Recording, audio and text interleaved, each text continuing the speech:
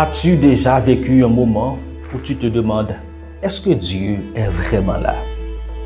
Peut-être que tu pries mais tu n'entends pas de réponse. Tu as l'impression que ta foi s'affaiblit. Si c'est ton cas, cette vidéo est pour toi. On va parler d'un sujet crucial. Comment garder la foi quand le doute s'installe? Parce que, soyons honnêtes, même les plus grands chrétiens ont traversé des moments de doute dans leur vie, dans leur parcours avec Dieu. Heureux celui pour qui je ne serai pas une occasion de scandale. Matthieu 11, verset 6. Ce sont les paroles de Jésus à Jean-Baptiste qui, en prison, doutait. Si un homme aussi puissant de la foi a douté, alors nous aussi, nous pouvons être confrontés à cette épreuve. Je vous l'assure. Je vais partager des clés bibliques et pratiques pour fortifier ta foi quand tout semble incertain. Reste avec moi. C'est Web pour Je crois, donc je parle. Bienvenue dans Je crois, donc je parle. La première chose à savoir, c'est que le doute fait partie du chemin de la foi. Alors, la question qu'on se pose est celle-ci. Pourquoi le doute survient? Il y a tout au moins 4 réponses possibles à cette question. Premièrement, les épreuves et les moments difficiles. Deuxièmement, les prières sans réponse immédiate. Troisièmement, les déceptions par rapport à des attentes spirituelles non comblées et des scandales d'autres croyants qu'on prenait pour des super-héros spirituels, des super-chrétiens. Quatrièmement, les attaques de l'ennemi qui cherchent à semer le trouble dans notre esprit. Voyons quelques exemples bibliques de personnes qui ont douté. Premièrement, Jean-Baptiste. En prison, il envoie des disciples demander à Jésus, « Es-tu vraiment celui qui doit venir ?» Matthieu 11, verset 3. Deuxième personne, Thomas. Il refuse de croire à la résurrection tant qu'il ne voit pas les marques des clous. Jean 20, verset 24 à 29. David. Dans les psaumes, il crie souvent à Dieu, « Jusqu'à quand, Seigneur ?» Psaume 13, verset 2 par exemple. Donc, le doute n'est pas un péché. C'est une invitation à chercher Dieu encore plus profondément. Une autre question s'impose. Comment traverser le doute sans perdre la foi? Premièrement, se rappeler les promesses de Dieu. Dieu ne change pas, même quand nos sentiments fluctuent. Nombre 23, verset 19. Dieu n'est pas un homme pour mentir, ni un fils d'homme pour se repentir. Alors, fais une liste des bénédictions passées et des réponses aux prières.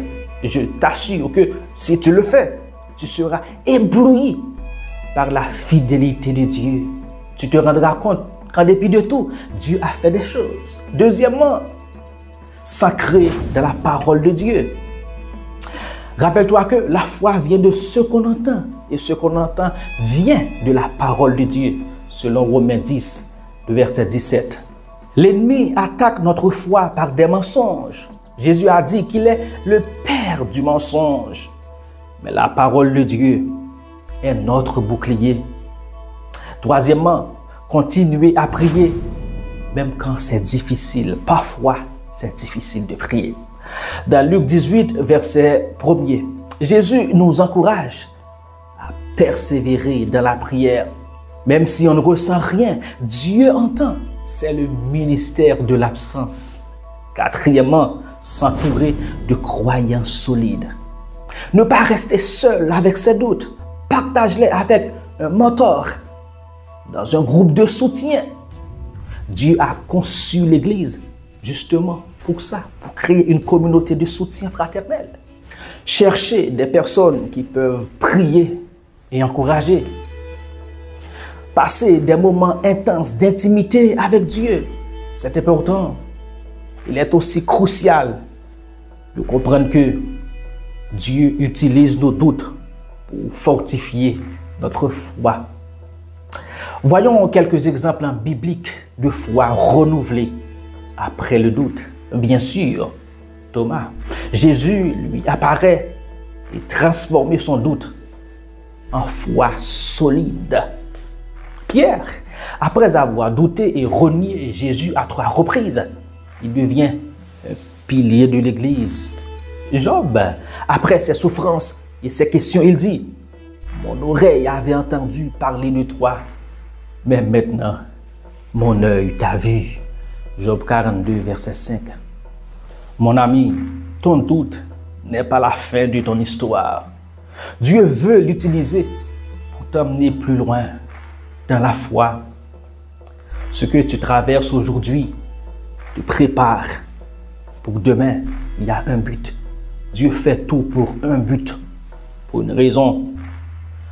Rappelle-toi que le doute fait partie du chemin de la foi. Dieu nous donne des clés pour surmonter ces moments. Après le doute, la foi peut être plus forte qu'avant.